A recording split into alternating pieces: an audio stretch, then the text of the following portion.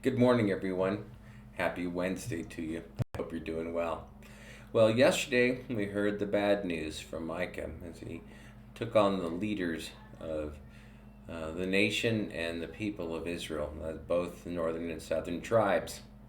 Well, today we get to hear a little good news from Micah as he talks about the Jerusalem and the coming in eschatological times, the good news for Jerusalem. Hi, I'm Pastor Mark.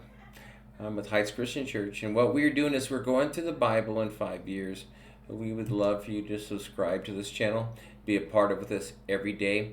We are, as a community, reading the Bible together, and we use this video so that you can actually have read through the Bible with us in video form, as well as reading it. As you can see, the text right there. So, anyway, I hope that you'll do that and subscribe to this channel and be a part of that. Well, today is the good news, so let's read chapter 4 and dive right into the scriptures of Micah chapter 4. If you'll notice, I've had Monday I did the New International Version. Yesterday I did the New King James. Today I'm doing the English Standard Version. I'd like to give you a glimpse at some of the translations that I really like and I love to be a part of. So here we go. Chapter 4. It shall come to pass in the later days that the mountain of the house of the Lord shall be established as the highest of the mountains, and it shall be lifted up above the hills, and people shall flow to it. And many nations shall come and say, Come, let us go up to the mountain of the Lord, to the house of the God of Jacob, that he may teach us his ways, and that we may walk in his paths. For out of Zion shall come forth the law, and the word of the Lord from Jerusalem. He shall judge between many peoples, and shall decide disputes for strong nations far away. And they shall beat their swords into plowshares, and their spears into pruning hooks. Nation shall not lift up sword against nation, neither shall they learn war any more. But they shall sit, every man under his vine and under his fig tree. And no one shall make them afraid, for the mouth of the Lord of hosts has spoken. For all the peoples walk each in the name of its God, but we will walk in the name of the Lord our God. That's Lord, forever and ever.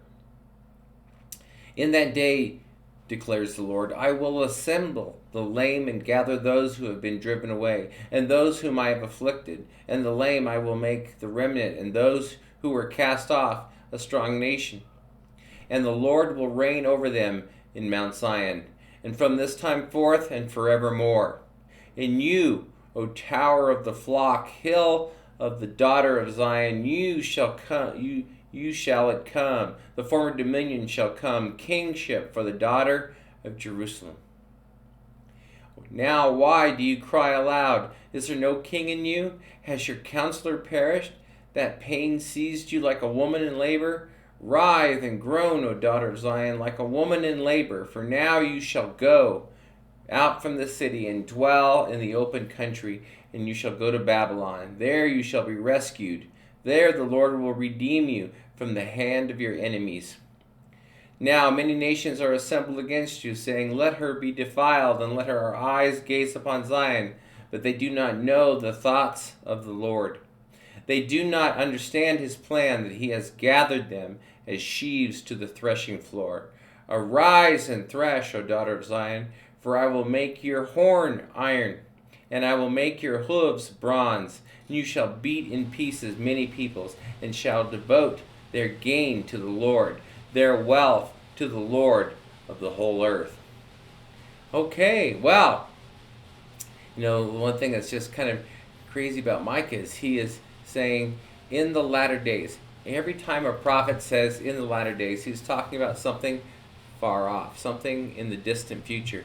And now what does that look like? Does that mean at the end of time? Well, it can be at times. Other times it may be just further down the road. Remember, this is a time before Israel gets taken up by Assyria. Judah gets taken by Babylon. He does not dismiss that that's going to happen, but that there's good news coming, because this is all of God's plan.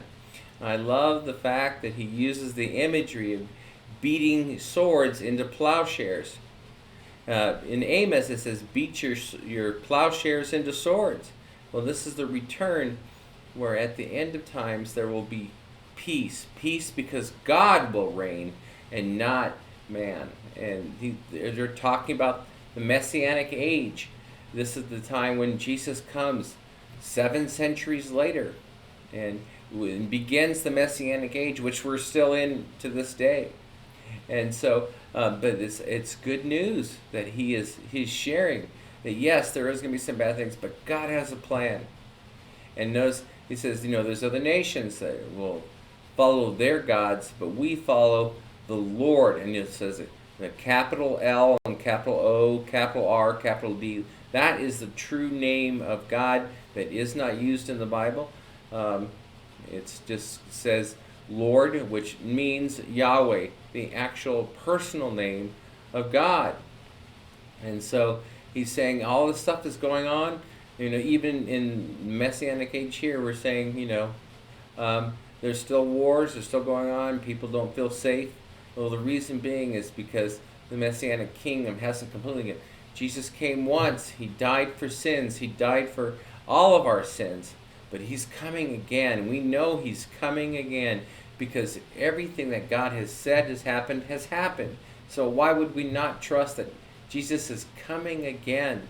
And when he comes again, he will install his kingdom, and everybody, all the nations of the world, will return and go to Jerusalem, where they will serve Yahweh and serve Jesus as the king over all the world.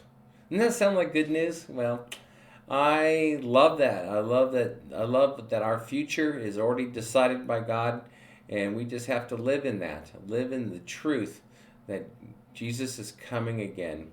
Anyway, I hope you have an incredible Wednesday, and we'll be talking to you tomorrow.